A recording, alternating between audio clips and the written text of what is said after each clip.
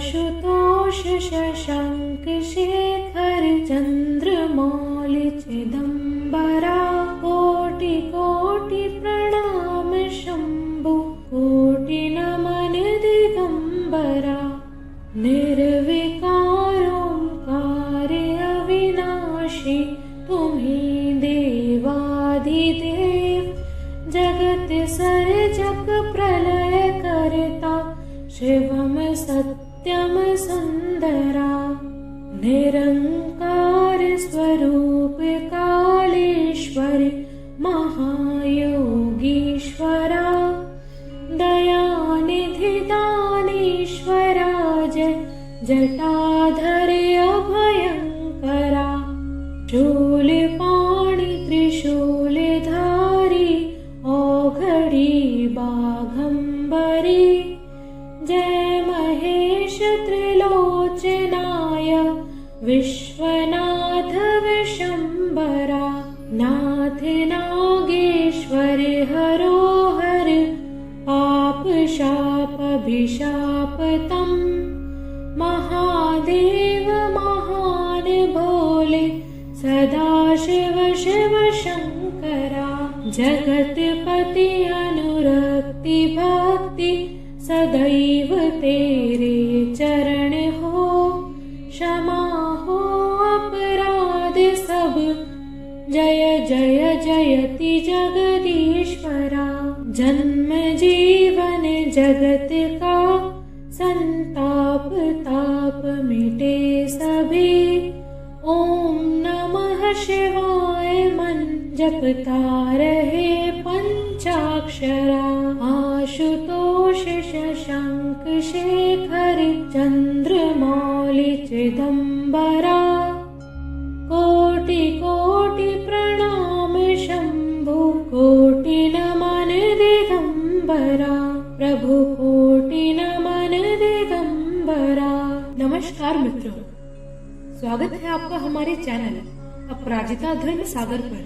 हम सभी लोग अलग अलग अवसर पर भगवान शिव और उनके शिवलिंग स्वरूप की पूजा करते हैं, पर क्या आप जानते हैं कि क्या है भगवान का शिवलिंग स्वरूप, कैसे हुई इसकी उत्पत्ति और क्या है शिवलिंग की पूजा करने का सही तरीका। आज इस वीडियो में हम ऐसे ही कुछ प्रश्नों का उत्तर जानेंगे।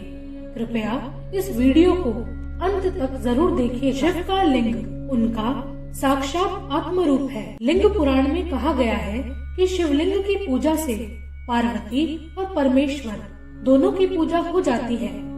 लिंग के मूल में ब्रह्मा, मध्य भाग में त्रिलोकीनाथ विष्णु और ऊपर स्वयं महादेव स्थित है। वेदी स्वयं महादेवी है, अतः एक लिंग की पूजा में सभी की पूजा हो जाती है। लिंग शब्द का साधारण अर्थ चिन्ह, प्रतीक या लक्षण है। सांख्य दर्शन में प्रकृति और प्रकृति से विकृति को भी लिंग ही कहा गया है। लिंग पुराण में लिंगे सर्वम प्रतिष्ठितम कहकर चराचर जगत की प्रतिष्ठा लिंग में ही बताई गई है। देव चिन्ह के अर्थ में लिंग शब्द शिवजी के लिंग के लिए ही आता है। स्कंद पुराण में लयनाल लिंग मुच्यते कहा गया है, जिसका अर्थ लय या प्रलय होता है। यह लिंग योनि जिसका प्रयोग शिव पूजा में होता है, प्रकृति और पुरुष के संयोग से होने वाली सृष्टि की उत्पत्ति का सूचक है।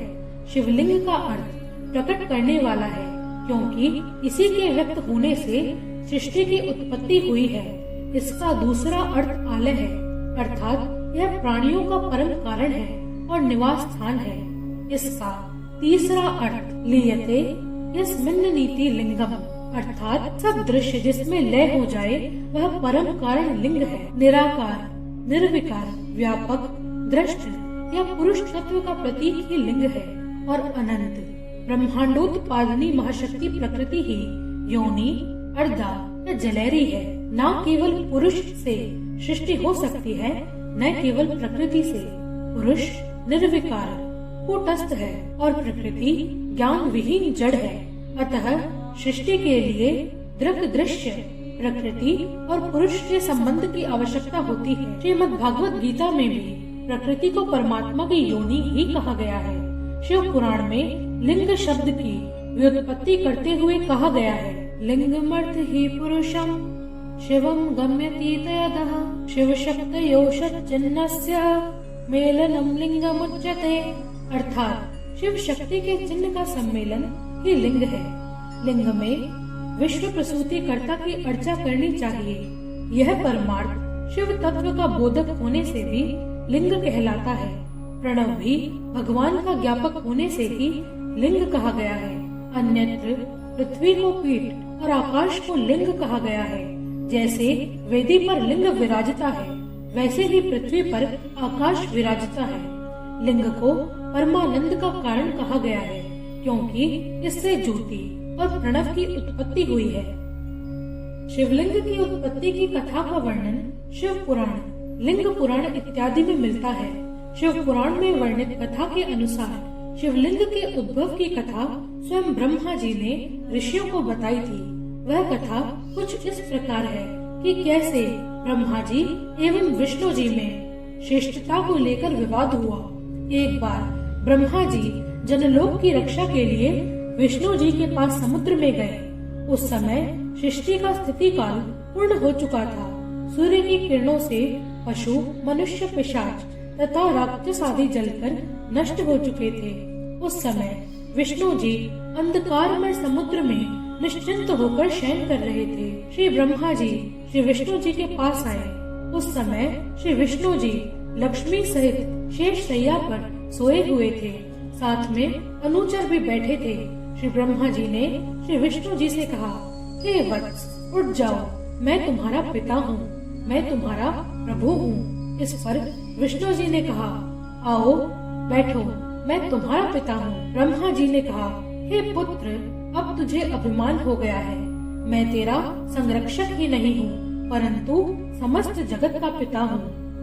श्री विष्णु जी ने जोर से ठहाका लगाया और कहा, तू अपना बड़प्पन क्या दिखाता है?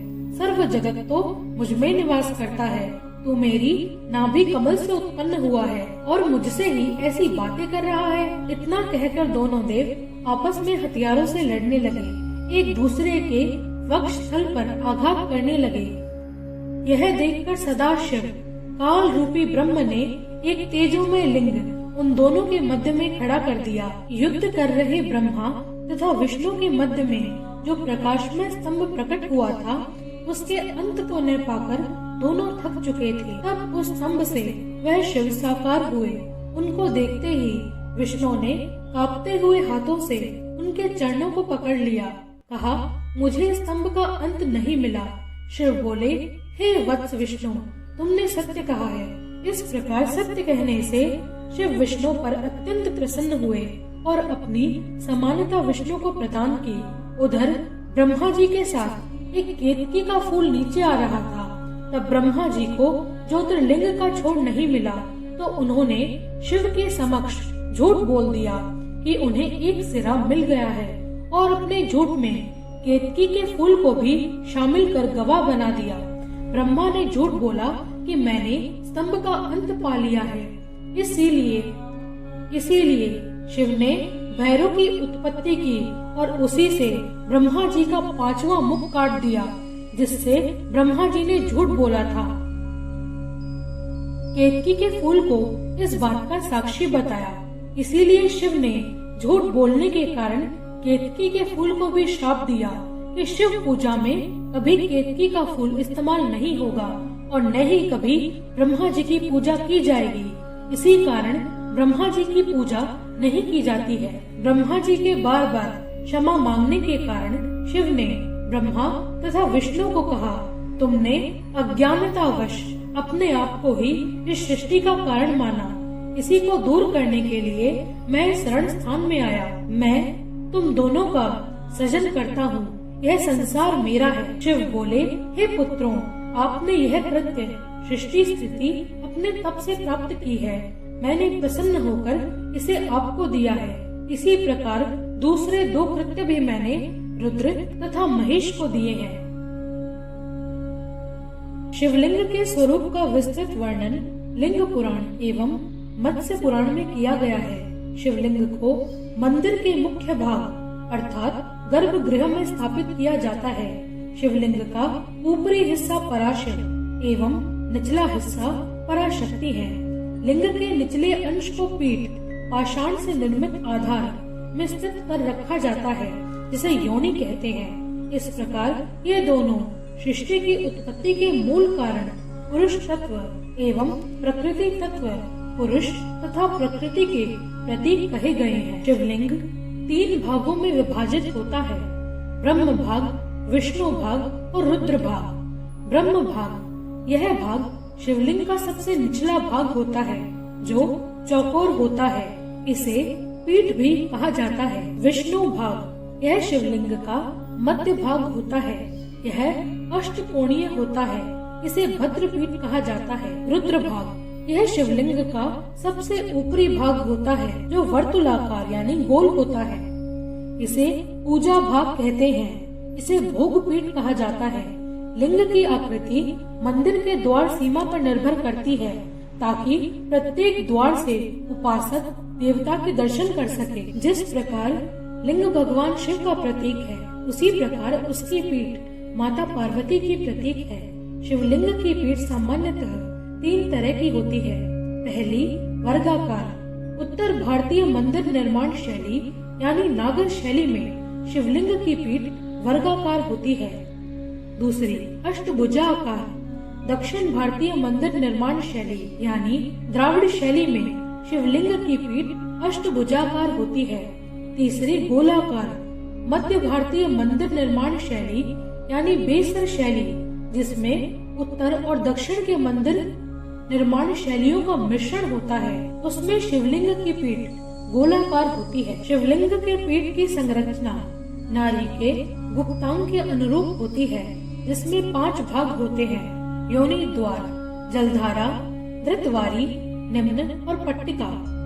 शिवलिंग से जल के निकलने का जो मार्ग होता है उसे योनि मार्ग कहते हैं। शिवलिंग का ब्रह्म भाग एवं विष्णु भाग पीठ पर स्थित किए जाते हैं। केवल पूजा भाग पर जल, पुष्प, नैवेद्य आदि अर्पित किए जाते हैं। शास्त्रों में शिवलिंग का अर्थ बताया गया है अनंत, अर्थात जिसकी कोई शुरुआत या अंत न हो, वही शिवलिंग कहलाता है। शिवलिंग भगवान शिव और माता पार्वती के आदि अनादि एकल स्वरूप है। शिवलिंग पुरुष और प्रकृति की समानता का प्रतीक है। शिवलिंग बताता है कि न केवल पुरुष और न ही स्त्री, दोनों का अलग अलग इस संसार में कोई वर्चस्व नहीं है, बल्कि दोनों ही समान है। शिवलिंग 2 प्रकार के होते हैं, मानव द्वारा स्थापित किए गए और स्वयंभू। शिवलिंग की पूजा के लिए सबसे पहले आचमन करें, फिर शिवलिंग पर गंगा जल या शुद्ध जल चढ़ाएं और शिवलिंग का अभिषेक करें। अब शिवलिंग पर चंदन का लेप लगाएं। शिवलिंग पर बेल पत्र, फूल और भोग आदि चढ़ाएं।